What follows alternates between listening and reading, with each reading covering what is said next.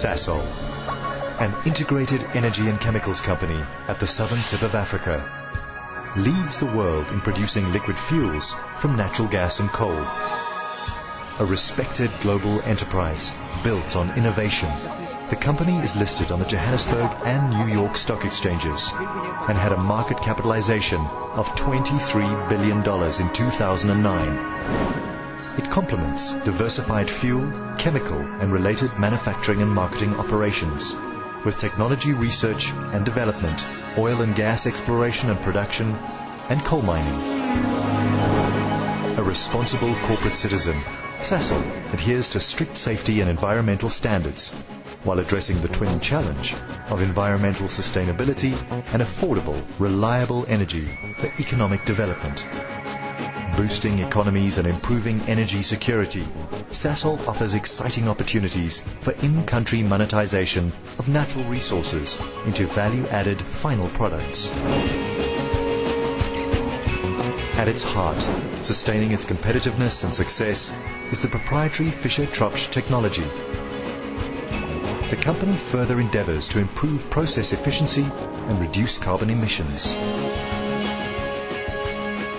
Currently producing about 34% of South Africa's total liquid fuels requirements, the company is also investing millions in education, developing the next generation's minds. Change is the only constant. Sasol, excelling in technology innovation and delivery, reaching new frontiers. Hi, I'm Pat Davies. I'm the Chief Executive of Sasol. The world has become far more complex since Sasol built its first coal-to-liquids facility back in 1950. Investment decision-making has also become more complex, especially for capital-intensive companies such as ours. Sasol's South African petrochemicals operations are intricate, large-scale, and highly integrated. As a result, any instabilities in its systems have a significant impact on production volumes, product quality, and hence on profitability. These instabilities can be caused, for example, by variations in process temperatures, pressures and flow rates, and also by volatility in inputs such as the quality of the coal or natural gas feedstocks. It is therefore very important that we better understand the effect of process dynamics and various scenarios to inform our production, maintenance, and capital investment decisions as they relate to modifications to our operations. The Sasol Operations Research Team, housed within our technology business, has applied innovative thinking and creativity to develop stochastic simulation models of the complex Sasol facilities. These models have a wide range of applications, which is a tribute to the versatility of both the models and our talented people. I can attest to the valuable decision support they have provided to me and my team. Sasol's ability to sustain and improve these models over the last 10 years has resulted in an excellent return on investment. The models have added an estimated $230 million in value to the company since 2000 by assisting in strategic and operational decision making. The models have also provided more insight into the interdependency of Sasol's complex and integrated systems. In South Africa, Sasol is rated as the best company to work for by scientists, engineers, and operations researchers. I'm very pleased that our new frontiers in these fields are recognized in the international arena by Informs.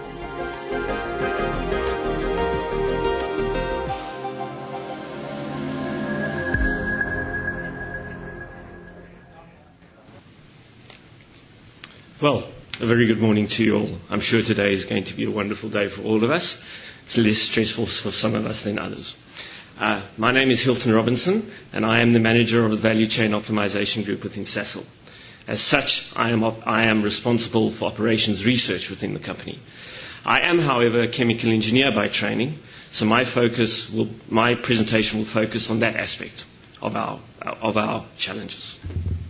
First off, let me say that we are very proud that Sasol has been honoured to be a finalist at this prestigious event. So, let's take a very typical question that we have to deal with. What if the South African government decides to change fuel specifications in line with European standards? The effect of this change on Sasol's integrated and complicated value chain needs to be understood. But as I will explain in a moment, standard petrochemical engineering methods are not sufficient to handle the dynamics and variability of Sasol's integrated value chain. As such, we desperately needed some way to improve our decision making. A little bit of info about our company that might give you an understanding of what we are dealing with here. We are the world's leading producer of synthetic fuels and chemicals. We are one of the 5 top listed companies on the JSE, and we produce just under 5% of South Africa's GDP. We further have more PhDs than any other company in the Southern Hemisphere, and we're recently delighted to be ranked 24th on Business Day's World's Best Companies of 2009.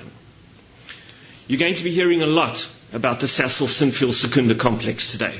This is a slide of it. And to give you an idea of the scale we are dealing with here, the stack in the center is just under 1,000 feet tall.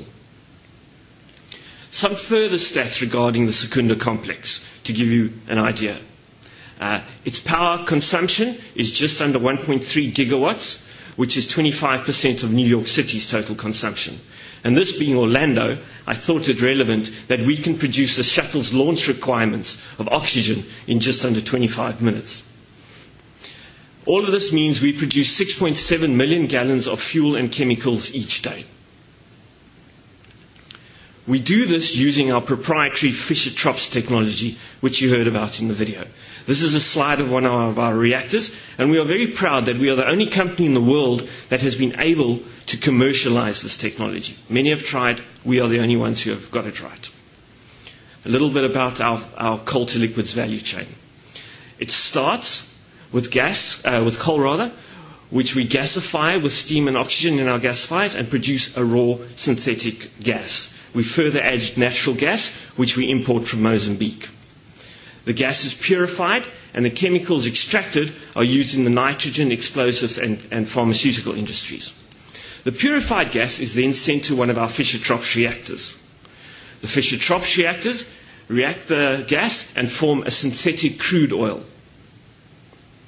The synthetic crude oil is sent to a refinery where we extract out the components, fuel components, and then reblend them into diesel, gasoline, and jet fuel, or kerosene. We further produce plastics and solvents from the chemicals. So by now, I think you're wondering, where does OR fit into this monster that I've been discussing? I'm going to have to put on my chemical engineering hat, if you will allow me. A very simple chemical process would look something like this. 4 process units, numbered A to D, flows of chemicals into the plant, the blue lines, flows of product chemicals out of the plant. But what you need to understand is typically one of these process units could contain this amount of equipment. And this is actual numbers from one of our plants we just recently built. So you can see we are dealing with 400 pieces of reactors, heat exchangers, distillation columns, that kind of thing, and maybe even 300 miles of electrical cabling. I think that gives you an idea of the complexity here. So, how do we as chemical engineers address this complexity?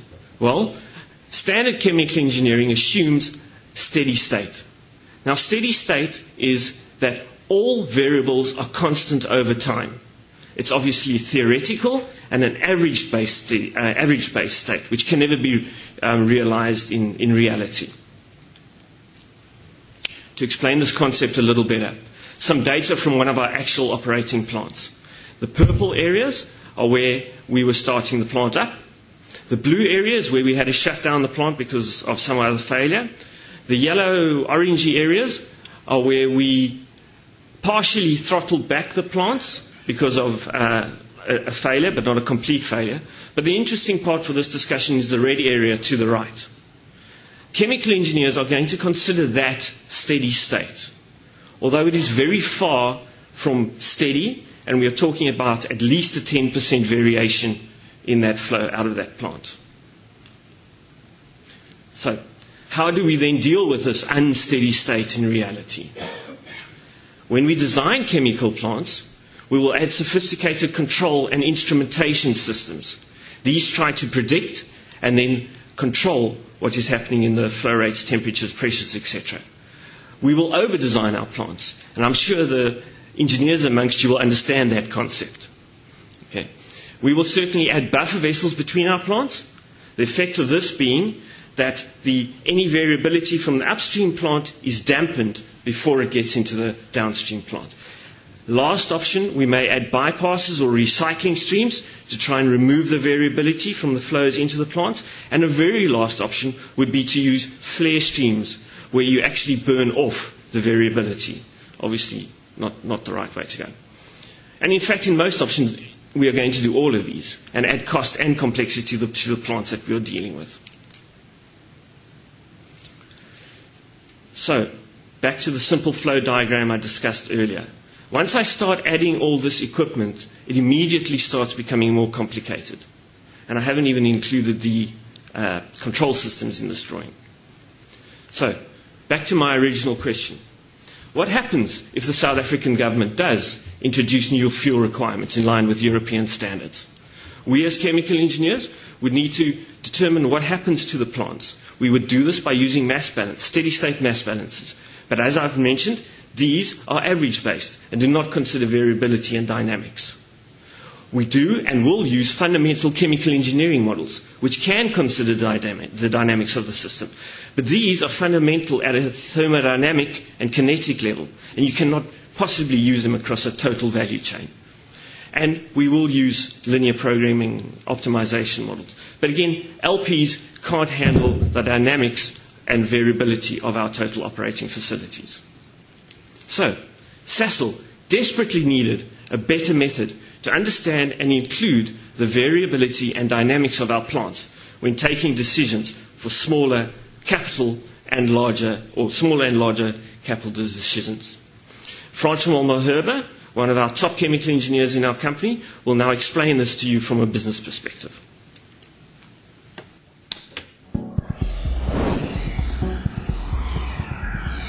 The operations research models provide a unique perspective and are able to answer questions that traditional chemical engineering techniques are unable to answer.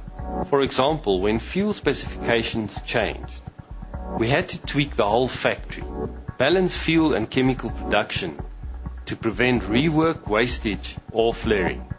The models provided sufficient detail to enable scenario planning, finding bottlenecks, and identifying opportunities.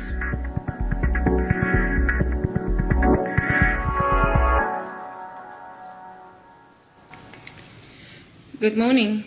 Sanibonani. Dumelang. Goeiemorgen. I'm Marlies Meyer, Principal Operations Researcher at Sasol Technology.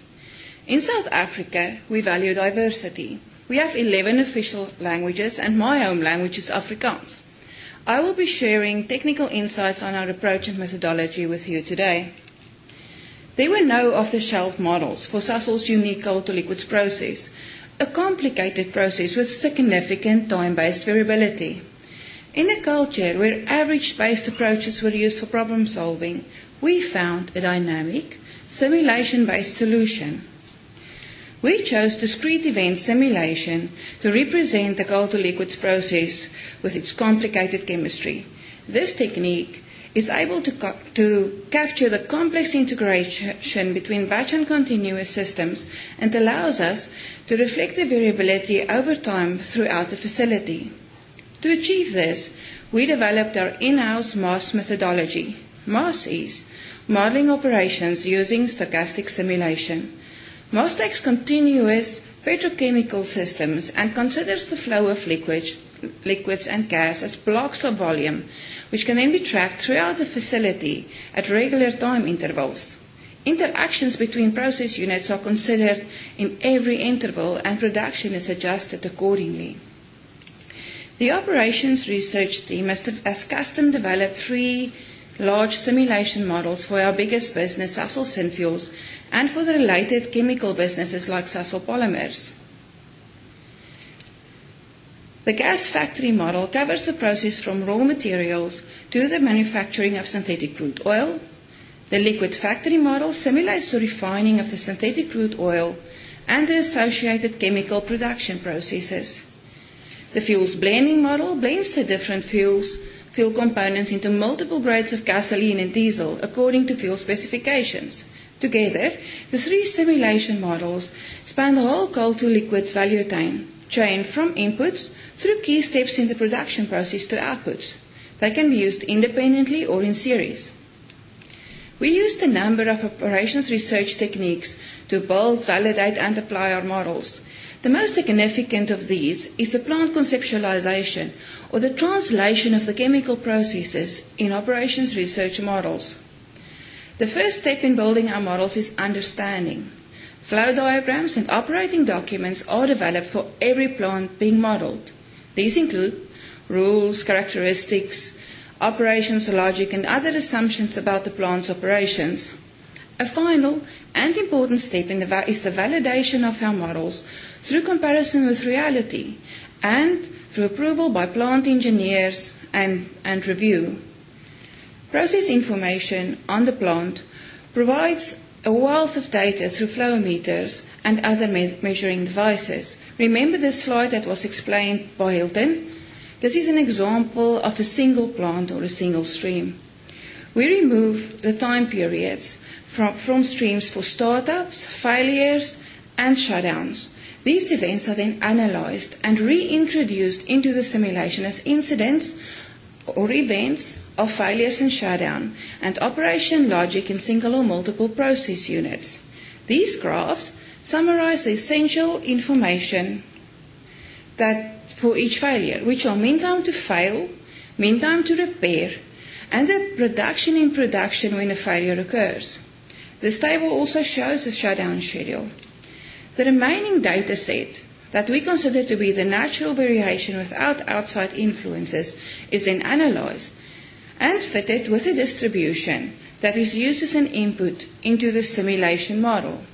This distribution is unique for every stream and depends on the stream characteristics and dynamics of the process being modeled. Remember this partial chemical engineering flow diagram with multiple process units? Although the plant runs as a continuous process, using the MOS methodology, we choose a sufficiently short time interval and model it as a discrete process. The time interval must be short enough to make sure that the impact on the results is negligible. For each interval, the model checks if the input stream is available. The model then uses distributions to determine the volume and the characteristics of the stream. And these streams flow through the plant to the customers by calculating the capacity of each process unit and the customer requirements for the given interval. Additional logic blocks are added to simulate complex stream allocation and prioritization decisions. Because of recycle streams and return streams, we have to control the sequence of calculations as indicated with the yellow circles. This sequence of calculations is repeated for every interval, and volumes at the end of the interval becomes the starting volumes for the next interval. We repeat the calculations to cover all major equipment and all recurring events in the factory. This includes a 4-year shutdown period, which is the shutdown cycle for the liquid and gas factory. Intervals are typically 1 hour. Here is an example of a logic block in our gas factory model that adjusts flow every hour. Variables for characteristics, components, and volumes are tracked through the model for streams, process units, and storage tanks. This graph shows a 2-month snapshot of the hourly flow of one stream for one replication. Note how the model results show the same behavior as the actual plant that we showed you earlier. To get statistically significant results, we run the model for a number of replications using different random number sets to simulate multiple possible futures. This results in gigabytes of information to analyze. Output is also checked to ensure a mass balance exists over process units. Annual validation of the MOS models ensures that they stay within 2% of actual system performance. To come back to Hilton's question, what if the South African government introduces new fuel specifications? We developed a fuels blending model to answer that and many other questions. Volume and properties of fuel components change with trade-offs between chemical and fuels production, making inputs to the blending process highly variable. While fuel components are produced continuously, fuels are blended in batches. The MOS methodology was therefore a very good way to model the fuels blending process with one important addition. The fuels blending model includes an interface to an Excel solver that identifies an optimal blend when required. By doing this, we integrate discrete event simulation and optimization. The MOS models are now embedded in the Sasol decision-making process. For a given problem, mass balance models are used to provide an understanding of the fundamental chemistry. Linear programming models are used to determine the ideal way to operate for a certain planning period. The MOS models reflect the variability and the dynamics of our operations. The integrated use of the techniques provide robust solutions. Stochastic simulation modeling has been a powerful addition to Sasol's operations research toolkit. Even so, introducing a new technique in the company was a challenge. As new as chemical processes were to most operations researchers, so new were operations research and simulation to most of our chemical engineers. It required tenacity to convince engineers, operators, and decision makers of the benefit of taking variability and dynamics into account. It has taken time to build capacity and capability, but the strength and value of this work has given the team credibility and allows us to continuously improve the models. We were blessed. We dared to dream. We were given the space to try, to innovate, and to prove. We asked two independent external experts to give you their point of view. Hi, my name is Hans Ittmann. I'm the Executive Director of the Council for Scientific and Industrial Research's Unit Built Environment. I'm also a previous president of the Operations Research Society of South Africa. In fact, I was president twice. I'm also fairly involved in IFORS, and I'm currently the newsletter editor.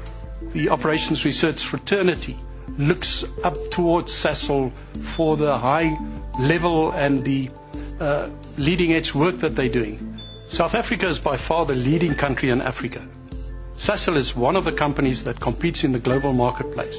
They can only do that by being world class.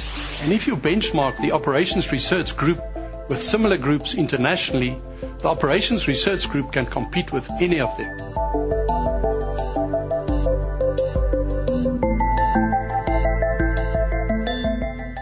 Hi, I'm Francois van Heijsteen, Managing Director of Analysta Modeling Systems. We are representing Rockwell Software in South Africa, the rest of Africa, and also the Middle East. Simulation is both a science and an art. It's about the power of visualization and imagination and creativity, which in the end must create models that represent reality, either in an existing system or be as close as possible to reality in a new system. World-leading IT research and advisory company Gartner has identified simulation as one of the top 10 strategic technologies for 2010. And Sasol has been using it extensively for more than 10 years. You can develop models of virtually any process, but how you apply the models is what determines the model's effectiveness in driving sound business decisions. And Sasol is the only company in South Africa which has applied, implemented and sustained effective decision support over the long term on this scale and at this level of complexity. This team has pushed the limits of ARENA, in particular with regards to communicating with external software packages and in applying discrete modeling in a continuous process world.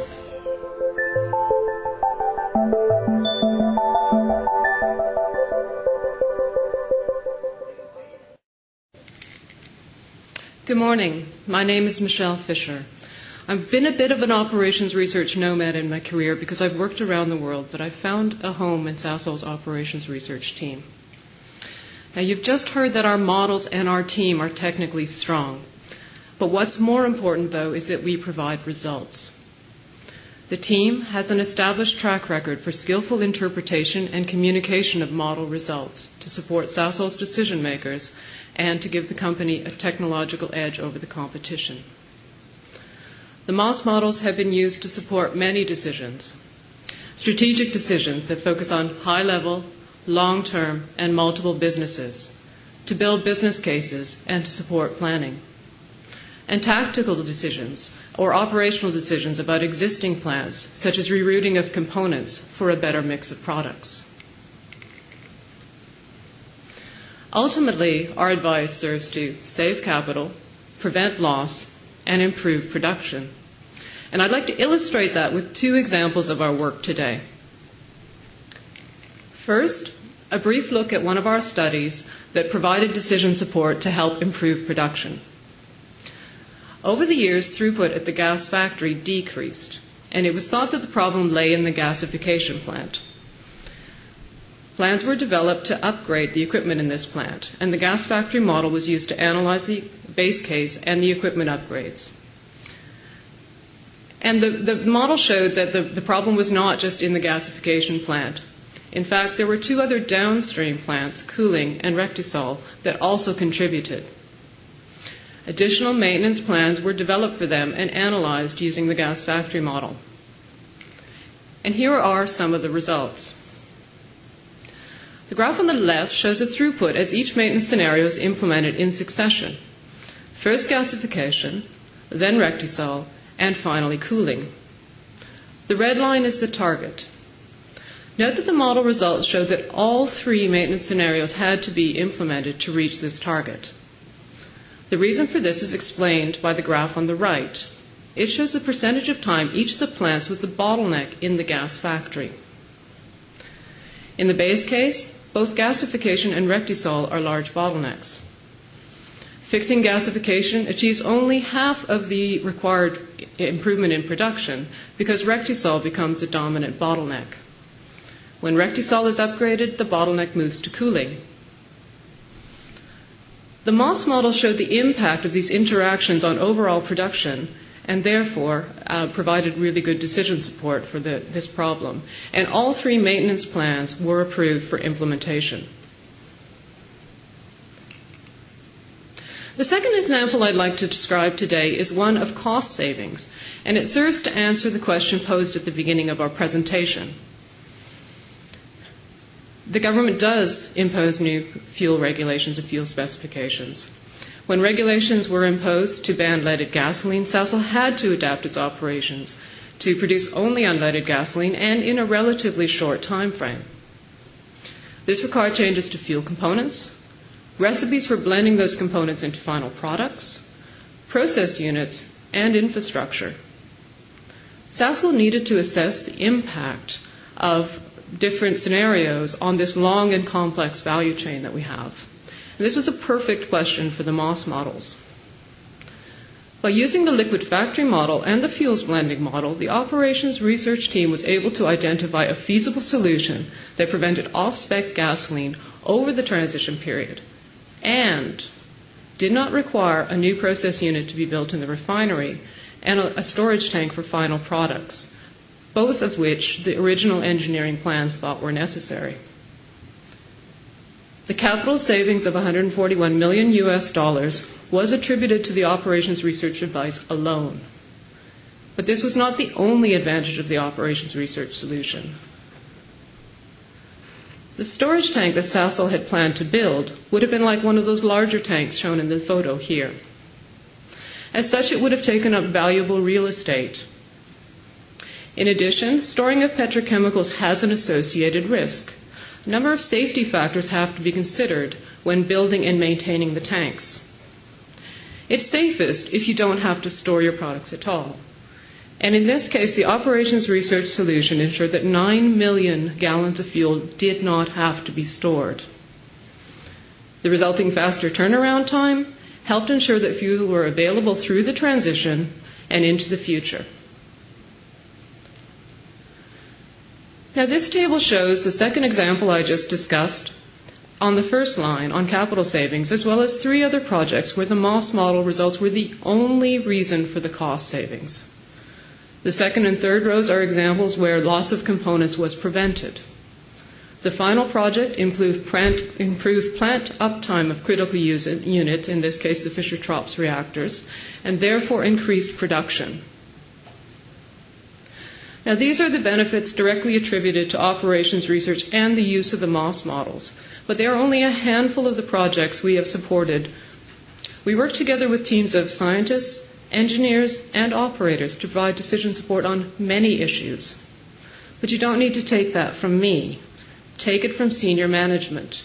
Here again from François Malherbe of Sasol Synfuels and from Fleetwood Grobler of Sasol Technology, recently appointed as the new managing director of Sasol Olefins and Surfactants based in Germany.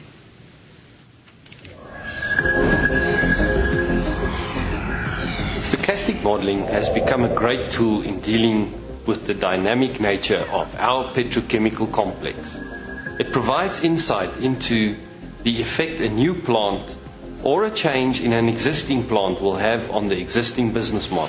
From an operational perspective, we can introduce a different shutdown schedule. We can know the impact on upstream and downstream businesses. Apart from allowing us to make better informed capital and operations decisions, the models allow these decisions to be made in a more efficient and effective manner. Operations research also helped us achieve accreditation for fully synthetic jet fuel, produced at our Secunda plant by Global Aviation Fuel Specification Authority. This makes Sasol the first company worldwide to receive international approval for the use of coal-to-liquids fuel in commercial aviation, and marks a significant development in the adoption of clean-burning alternative fuels for the aviation industry. If you're flying out of Johannesburg after the World Cup, you'll more than likely be flying on coal.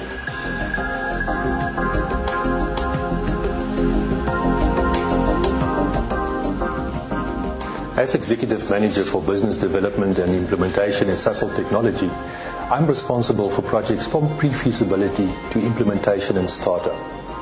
The stochastic models are used through all our project phases to supplement the engineering design and to address plant process variability. If it was not for these models, project would take longer and risk would be greater in not meeting all the agreed business objectives. As our plants and processes are interlinked, these models span multiple businesses in the Sasol group and support decision across these interfaces. The operations research team is seen to be an honest broker for decisions involving multiple businesses. The analysts help ensure that we identify optimal solutions for the Sasol group as a whole. The stochastic simulation models developed by our operations research team are entrenched and embedded in the Sasol's capital decisions for major projects. No capital proposal is taken to the Sasol board by business unit senior management unless the stochastic operation model results are reported as part of the business process and solution.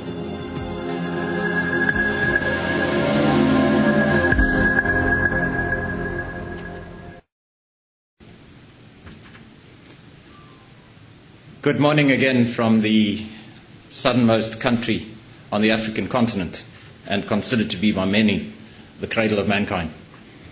I'm Willem Louw, the Managing Director of Sasol Technology, as my boss referred to it, the technology company within the Sasol group of companies.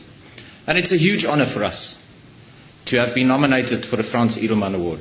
And I thank you for the valuable recognition that you've given to my operations research team in doing so. The work they've performed and the outcomes that they've achieved are brilliant and inspiring in equal measure. I put it to you that what you've heard today is adaptive innovation in its most classical form, enabled by strokes of geniality. In a commodity world where costs, both operational and capital, are paramount of importance, the savings directly contributed by operations research over the period 2000 to 2009, as you've heard, amounts to over 230 million. This is a conservative estimate, and I I need to stress that because, largely driven by Sarbanes-Oxley and other disclosure measures, it often is not possible to give you the full picture. Operations research in Sasol has supported many other decisions with the use of stochastic simulation models as part of the wider Sasol team.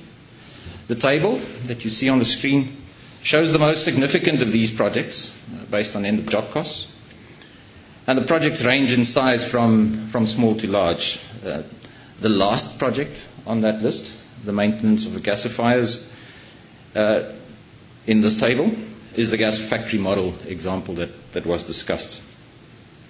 The models have also contributed to significant cost savings by allowing production throughput to be either improved or preserved.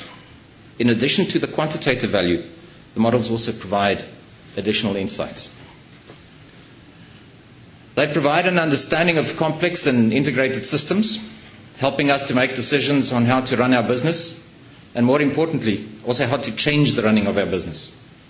They give Sasol the ability to explain, interpret, troubleshoot, and improve operations. They help to break silos, collaborate more effectively across business areas, preempt where things could go wrong, identify alternatives to explore, and lastly, they ensure efficient and effective production, resulting in cleaner and safer products for our customers.